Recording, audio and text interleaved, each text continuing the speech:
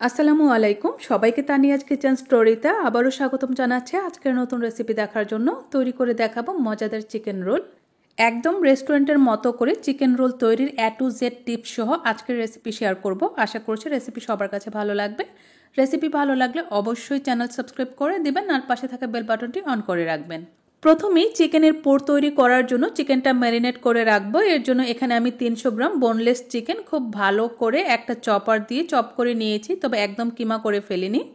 এখানে হাফ চা চামচ করে আদা এবং রসুন বাটা দিয়েছি, সেই সাথে হাফ চা চামচ পরিমাণ লাল মরিচের গুঁড়া, হাফ চা চামচ পরিমাণ ভাজা জিরার গুঁড়া, 1/3 চা চামচ পরিমাণ ধনিয়ার গুঁড়া, হলুদটা কম করে দিয়েছি 1/4 চা চামচ পরিমাণ, স্বাদ অনুযায়ী লবণ দিয়েছি, সেই সাথে দিয়েছি 1/3 চা চামচ পরিমাণ গরম মশলার গুঁড়া এবং 1/3 চা চামচ পরিমাণ কালো গোলমরিচের গুঁড়া, 1 টেবিল চামচের মতো সয়া সস দিয়েছি। এবার সব কিছু একসাথে খুব ভালো করে মাখিয়ে নিচ্ছি চিকেনের সাথে। চিকেনটা ভালো করে মাখানো হয়ে গেছে, এবার এটাকে আমি 10 মিনিটের জন্য রেস্টে রেখে দিব। আর এরই মধ্যে আমি চিকেন রোলের শীট তৈরি করার জন্য একটা ব্যাটার তৈরি করে নিব। এর জন্য এখানে আমি একটা ডিম ভেঙে নিয়েছি, ডিমটা নর্মাল টেম্পারেচারে। এর সাথে দিয়ে দিচ্ছি 2 কাপ পরিমাণ ময়দা, সেই সাথে 1 চা চামচ পরিমাণ লবণ।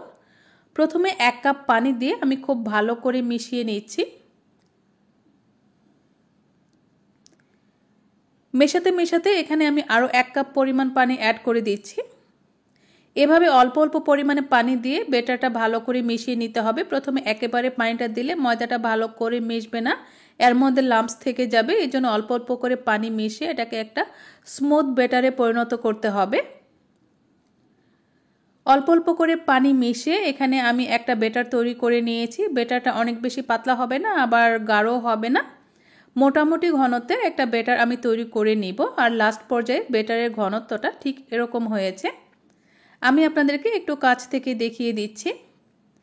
এবার এই তৈরি করে রাখা ব্যাটার থেকে কিছুটা ব্যাটার আমি আলাদা একটা বাটিতে তুলে নিব। এবারে বাকি ব্যাটারটা আমি 20 মিনিটের জন্য রেস্টে রেখে দিব ঢেকে দিয়ে। তো আমাদের চিকেনটাও ভালো করে ম্যারিনেট হয়ে গেছে। এবার আমি চিকেনের পুরটা তৈরি করার জন্য চুলায় একটা প্যান বসিয়ে এখানে আমি 2.5 টেবিল চামচের মতো রান্নার তেল দিয়েছি। তারপর এর মধ্যে দিয়েছি হাফ কাপ পরিমাণ পেঁয়াজ কুচি। যদি চিকেনের পুরটা শুধু চিকেন দিয়ে তৈরি করা হয় তাহলে সেক্ষেত্রে 1 কাপ পরিমাণ পেঁয়াজ কুচি ব্যবহার করবেন। যেহেতু আমি এখানে ভেজিটেবল অ্যাড করব, তাই এখানে পেঁয়াজ কুচির পরিমাণটা আমি কম দিয়েছি। পেঁয়াজটা ভাজার পর যখন কিছুটা নরম হয়ে আসবে তখন এর মধ্যে আমি ম্যারিনেট করে রাখা চিকেনগুলো দিয়ে দিচ্ছি। আমি কিন্তু চিকেনের মধ্যেই পুরের জন্য মশলাগুলো অ্যাড করে দিয়েছি। চিকেনটাকে আমি 3-4 মিনিটের মতো ভালো করে ভেজে নিয়েছি চুলার আঁচটাকে মিডিয়াম হাইতে রেখে। আর এই আঁচে চিকেনটাকে ঢেকে দিয়ে 2-3 মিনিটের মতো আবারও কুক করে নিয়েছি। আর এরই মধ্যে কিন্তু চিকেন থেকে সামান্য একটু পানি উঠেছে। এ পর্যায়ে আমি কিছু ভেজিটেবল অ্যাড করে দিচ্ছি। এখানে আমি বাঁধাকপি কুচি এবং গাজর কুচি দিয়েছি, সেই সাথে দিচ্ছি কাঁচামরিচ কুচি এবং স্বাদ অনুযায়ী সামান্য একটু লবণ। এখানে আমি শুধু সবজির জন্য লবণটা অ্যাড করেছি, চিকেনের মধ্যে কিন্তু আমি আগেই লবণ মাখিয়ে রেখেছিলাম। আর এখানে আমি হাফ কাপ পরিমাণ গাজর কুচি দিয়েছি, সেই সাথে 1 কাপ পরিমাণ বাঁধাকপি কুচি দিয়েছি। নেড়ে চেড়ে সব কিছু একসাথে ভালো করে মিশিয়ে নিয়ে এবার ঢেকে দিব। সবজি থেকেও কিন্তু কিছুটা পানি উঠবে। এই পুরো পুরটা কিন্তু চুলার আঁচটাকে মিডিয়াম হাইতে রেখে আমি রান্না করে নিব। চুলার আঁচটা কম থাকলে কিন্তু চিকেন এবং সবজি থেকে অনেকটা পরিমাণ পানি ওঠে, এই পুরটা হতে অনেকক্ষণ সময় লাগবে, সেই সাথে পুরের টেস্টটাও নষ্ট হয়ে যাবে। মাঝখানে ঢাকনাটা তুলে একটু নেড়েচেড়ে দিয়েছি। তারপর আবারও 2-3 মিনিট ঢেকে রেখে আমি রান্না করে নিয়েছি। সব শেষে আমি এখানে 2 টেবিল চামচ পরিমাণ পানির সাথে 1 টেবিল চামচ পরিমাণ কর্নফ্লাওয়ার ভালো করে গুলিয়ে এই পুরের মধ্যে দিয়ে দিচ্ছি। এতে করে পুরের মধ্যে আঠালো একটা ভাব আসবে আর পুরের মধ্যে চাইনিজ একটা ভাব আসবে। তো আমাদের পুরটা কিন্তু রেডি হয়ে গেছে। এখন আমি চুলাটা অফ করে এটাকে এক সাইডে রেখে দিব। অপরদিকে আমি শীট তৈরি করার জন্য যে ব্যাটারটা তৈরি করে রেখেছিলাম সেটা দিয়ে আমি এখন শীট তৈরি করে নিব। এর জন্য চুলায় একটা প্যান বসিয়ে প্যানটা গরম হয়ে আসলে এর মধ্যে টিস্যুর সাহায্যে সামান্য একটু তেল মাখিয়ে নিয়েছি।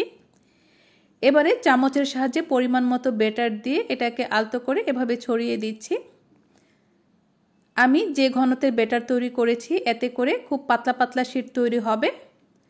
আর যখনই উপরের অংশটা এরকম ড্রাই হয়ে আসবে তখন এটাকে উল্টে দিতে হবে। এই পর্যায়ে কিন্তু চুলার আঁচটাকে মিডিয়ামে রেখে শীটগুলো তৈরি করে নিতে হবে আর দুইটা পাশ প্রায় 1 থেকে 1.5 মিনিটের মতো করে ছেঁকে নিতে হবে।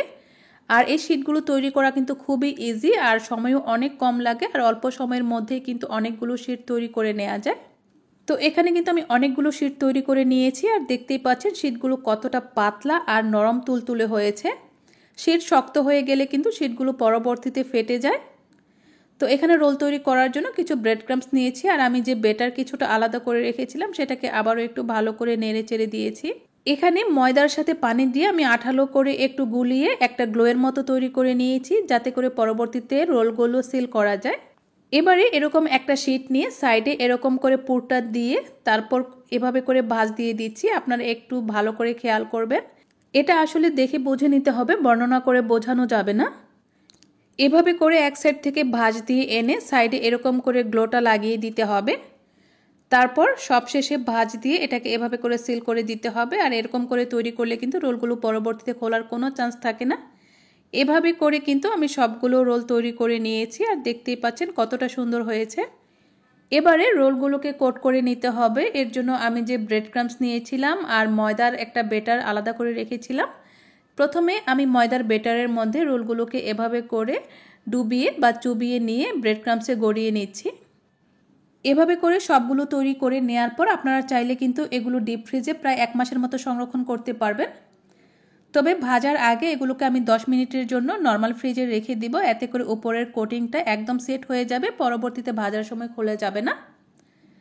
এখন এই রোলগুলো ভাজার জন্য চুলায় প্যানে তেলটা খুব ভালো করে গরম করে নিয়েছি আর চুলার আঁচটাকে মিডিয়ামে রেখে এই রোলগুলো ভেজে নিয়েছি। চুলার আঁচটাকে মিডিয়ামে রেখে রোলগুলোকে আস্তে আস্তে ভেজে নিতে হবে, খুব বেশি আঁচে ভেজে এগুলোর কালার নষ্ট করা যাবে না।